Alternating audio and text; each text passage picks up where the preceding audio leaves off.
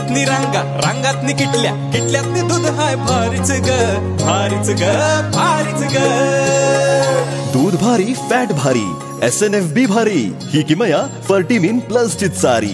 गोकुळच्या महालक्ष्मी पशुखाद्य कारखान्यानं आपल्या दूध उत्पादकांसाठी नव्यानं उपलब्ध केलेलं सीविड युक्त मिनरल मिक्सचर फर्टिमिन प्लस. दुधाला रेट वर्षाला वेद आपल्या डेअरीतून आजच आणा फर्टिमिन प्लस.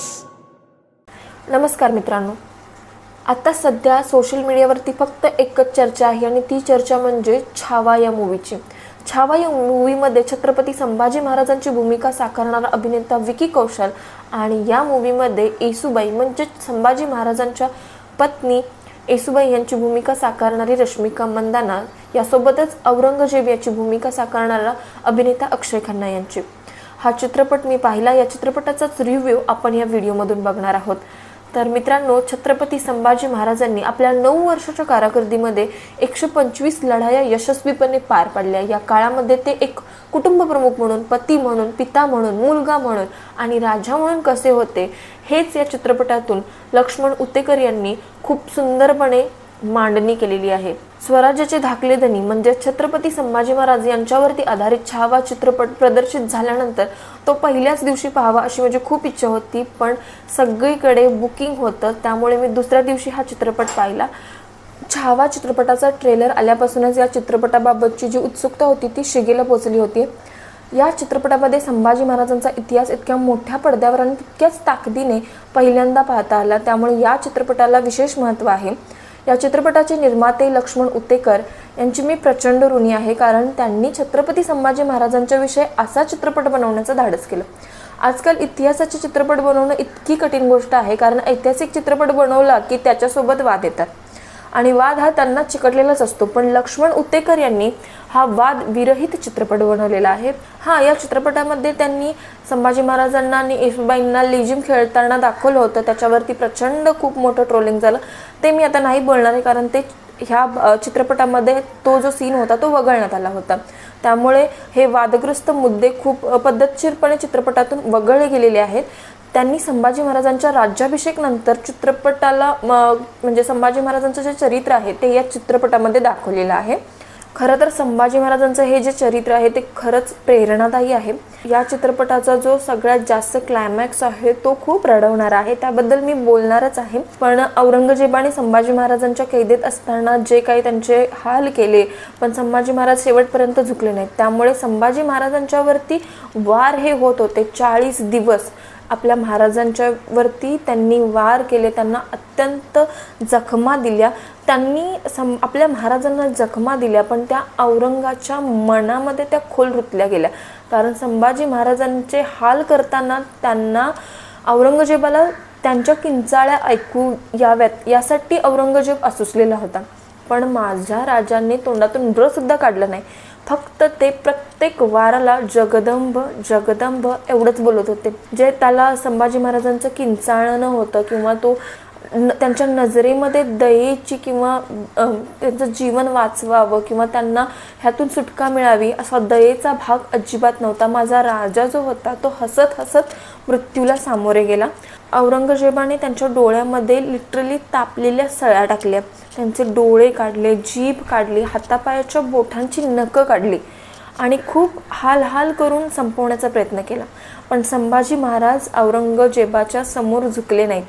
त्यामुळे त्यांचं हे बलिदान खूप मोठं आहे.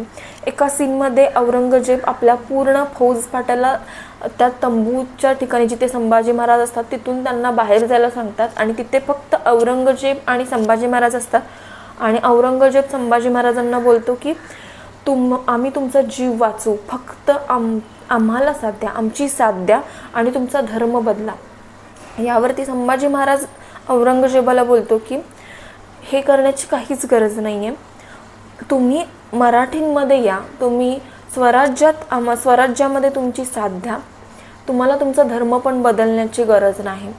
हा सीन बघितल्यानंतर लिटरली अंगावरती काटा येतो, कारण संभाजी महाराज हे खरंच धर्मरक्षक होते.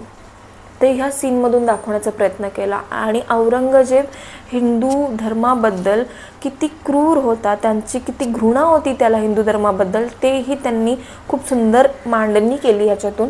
या संपूर्ण चित्रपटामध्ये संभाजी महाराजांची याच बलिदानाची गाथा आहे. त्यामुळे हा चित्रपट प्रत्येक मराठी माणसाने बघायला हवा. ह्या चित्रपट बघताना तुम्हाला खूप यातना होतील. शेवटची अर्धा तास, शेवटची जी काही 20-25 मिनटं आहेत तेव्हा तुम्हाला खूप रडू येईल, पण तरीही हा चित्रपट बघा. कारण ज्यांना संभाजी महाराजांचा इतिहास माहिती नाही आहे त्यांनी तर नक्कीच बघा.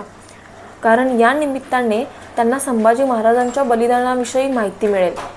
ह्या चित्रपटाबद्दल आणखीन एक सीन मला खूप आवडला. जेव्हा छत्रपती संभाजी महाराजांना कैद केलं गेलं, संगमेश्वरवरून त्यांना औरंगजेबाकडे पकडून आणण्यात आलं, तेव्हा छत्रपती संभाजी महाराजांच्या सोबत त्यांचे परम मित्र कवी कलश होते. आणि तेव्हा संभाजी महाराज कवी कलशांना बोलतात की तुम्हाला ह्या सीनवरती आता हे जे काही चाललेलं आहे त्याच्यावरती एखादी कविता सुचते का. तेव्हा कवी कलश औरंगजेबाच्या समोर त्यांना बोलतो की हो, मला नक्कीच एक कविता आठवते आणि त्यांची ती कविता मला खूप आवडली. कवी कलश औरंगजेबांसमोर संभाजी महाराजांना संबोधून एक वाक्य बोलतो, हाथी घोड़े बांध के तैयारी तो तेरी भारी है, हाथी घोड़े बांध के तैयारी तो तेरी भारी है, जंजीरों में जकड़ा राजा मेरा फिर भी सबसे भारी है, जंजीरों में जकड़ा राजा मेरा फिर भी सब पे भारी है. म्हणजे इतकं सुंदर त्यांनी हे कविता म्हटली होती. ती कविता ऐकून औरंगजेब लिटरली हलतो, कारण त्यांनी त्या कवितेमधून वास्तव सांगितलं होतं. कारण एवढे मोठा फौजफाटा, एवढे मोठे हाती घोडे, एवढं मोठं सैन्य कशासाठी? फक्त माझ्या एकट्या राजाला पकडण्यासाठी. त्यामुळे तुम्ही विचार करू शकता की छत्रपती संभाजी महाराजांनी 9 वर्ष औरंगजेबाला सळो की पळो करून सोडलं होतं. औरंगजेबाने प्रण घेतला होता की जोपर्यंत छत्रपती संभाजी महाराजांना मारत नाही किंवा छत्रपती संभाजी महाराजांना आमच्या धर्मामध्ये कन्वर्ट करत नाही तोपर्यंत मी हा ताज म्हणजे त्याचा जो काही क्राऊन बोलतो आपण तो घालणार नाही. त्यामुळे छत्रपती संभाजी महाराजांचं हे बलिदान आपण वाया नाही जाऊ द्यायचं. आपल्याला एक साधन मिळालेलं आहे आपल्या राजाचा इतिहास लोकांपर्यंत पोहोचवण्यासाठी. त्यामुळे प्लीज या चित्रपटाला भरभरून प्रेम द्या आणि या सिनेमाची तिकीट आत्ताच बुक करा. आपल्या मुलांना दाखवा. आपल्या फॅमिलीसोबत जाऊन बघण्यासारखा मूवी आहे. त्यामुळे या मूवीचा रिव्ह्यू तुम्हाला कसा वाटला हे कमेंट करून नक्की कळवा. यासोबतच आपल्या छत्रपती संभाजी महाराजांसाठी आणि शिवाजी महाराजांसाठी कमेंटमध्ये हर हर महादेव लिहायला विसरू नका. धन्यवाद.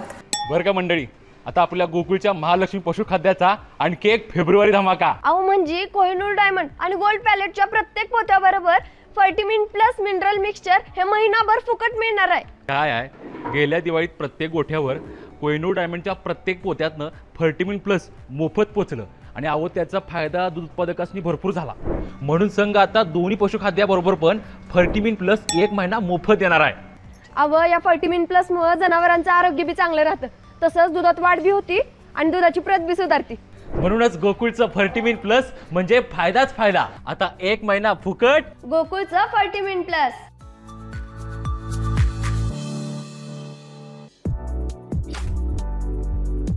ताज्या घडामोडींसाठी RK न्यूजच्या YouTube चॅनेलला सबस्क्राईब करा आणि बेल आयकॉनला क्लिक करायला विसरू नका.